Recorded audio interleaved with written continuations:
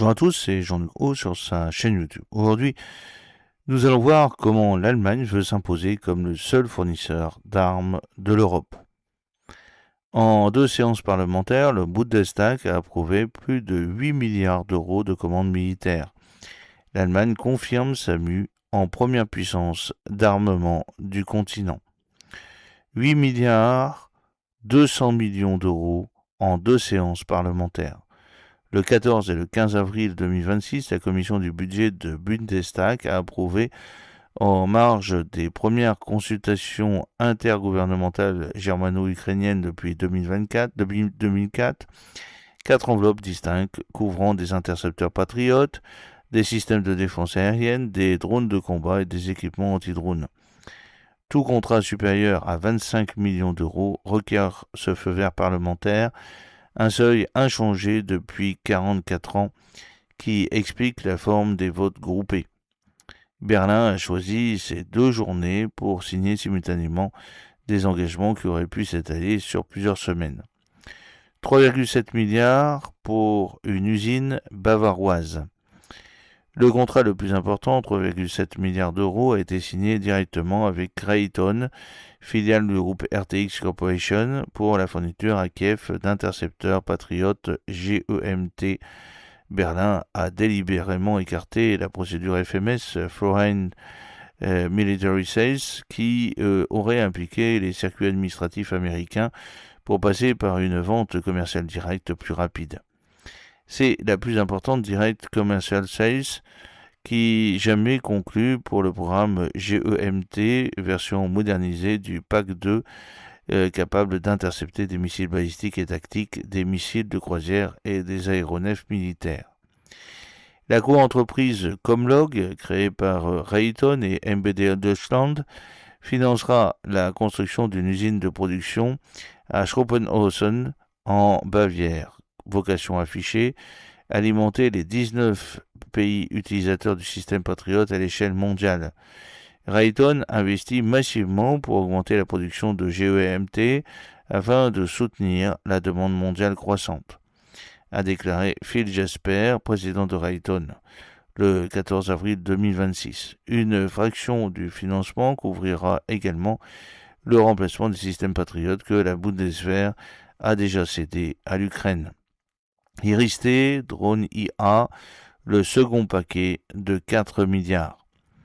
Le Bundestag a simultanément approuvé une enveloppe complémentaire d'environ 4 milliards d'euros, plus composite. Elle comprend jusqu'à 36 lanceurs Iris-T SLM SLS fabriqués par JEL Défense, plusieurs centaines de missiles patriotes supplémentaires, 300 millions d'euros dédiés aux frappes ukrainiennes en profondeur et la coproduction de 5000 drones à intelligence artificielle de type Minstrike avec des industriels ukrainiens.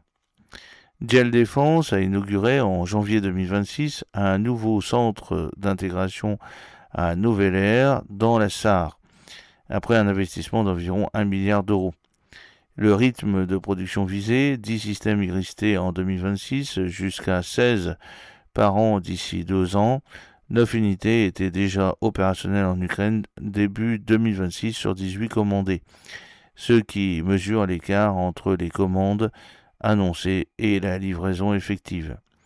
Rheinmetall entre également dans ce second paquet. Le Bundestag a validé une première tranche de 345 millions de dollars pour les munitions rôdeuses destinées à la brigade blindée 45 stationnée en Lituanie dans un accord cadre pouvant atteindre 2,4 milliards d'euros.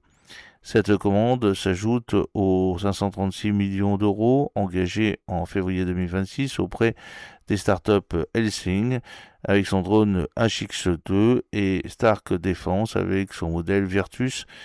Un accord global chiffré alors à 4,3 milliards d'euros. MyDéfense, 3 milliards pour protéger la Bundeswehr. Le quatrième bloc concerne exclusivement les forces allemandes. Plus de 3 milliards d'euros ont été alloués à des systèmes de contre-drones, dont le Wingman du danois MyDéfense, fondé par d'anciens militaires. Le dispositif repose sur des capteurs radiofréquences passifs portés de 6 km détection en moins de 10 secondes, couverture à 360 degrés. MyDéfense avait livré plus de 2000 unités aux forces ukrainiennes depuis 2022. En juillet 2025, l'entreprise avait décroché un contrat de 26 millions de dollars avec l'US Army pour plus de 400 soldier kits, associant le Wingman à son brouilleur Pitbull. Depuis avril 2025, elle bénéficie d'un accord cadre triennal avec la NSPA, l'agence d'achat de l'OTAN. La commande allemande dépasse en valeur l'ensemble de ces contrats réunis. La ventilation précise entre MyDéfense et les autres fournisseurs n'a pas encore été communiquée par le ministère allemand de la Défense. Ces votes s'inscrivent dans un cadre budgétaire reconfiguré de fond en comble depuis mars 2025. La révision constitutionnelle du 19 mars 2025 a exempté du frein à l'endettement les dépenses de défense dépassant 1% du PIB, adossé à un fonds d'infrastructure de 500 milliards d'euros sur 12 ans. Le budget de la défense 2026 atteint 108,2 milliards d'euros, dont 82,7 milliards au budget fédéral ordinaire et 25,5 milliards issus du fonds spécial Zetenwenden. L'objectif fixé est de 3,5% du PIB d'ici 2029, aligné sur le nouveau plancher décidé au sommet de l'OTAN à La Haye. Un document transmis au Bundestag en septembre 2025 annonçait 83 milliards d'euros de commandes industrielles pour les 12 mois suivants et 325 milliards d'euros d'autorisation d'engagement pour équiper la Bundeswehr entre 2027 et 2040.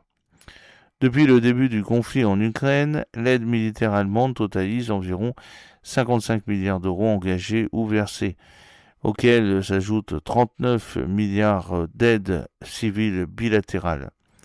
Pour la seule année 2026, le Bundestag a prévu 11,5 milliards d'euros d'aide militaire à Kiev, dont 3 milliards ajoutés par collectif budgétaire en novembre 2025. Le 5 décembre 2025, l'Allemagne avait rétabli un service militaire de 6 mois rémunéré 2600 euros brut. J'espère que cette petite vidéo vous a plu. N'oubliez pas de cliquer sur le pouce pour la promouvoir, de vous abonner si ce n'est pas encore fait, de partager cette vidéo sur vos réseaux sociaux. À très bientôt, fidèlement, Jean-Luc O.